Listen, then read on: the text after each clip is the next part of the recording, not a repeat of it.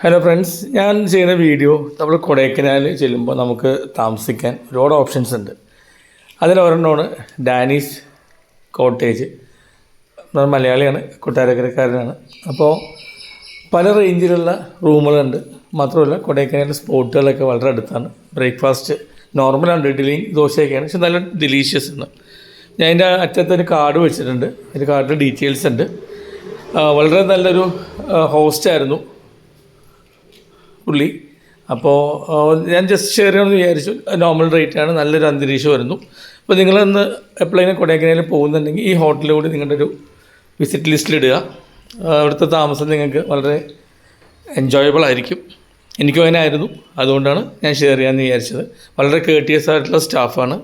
പിന്നെ വളരെ നല്ലൊരു അന്തരീക്ഷമാണ്. ആ വഴി നടന്നു പോകുന്നതും അതിൽ കുറേ പഴയ പള്ളികളും ഒക്കെ ഉണ്ട്. അപ്പോൾ ഒന്ന് ട്രൈ ചെയ്യൂ. Thank you, by.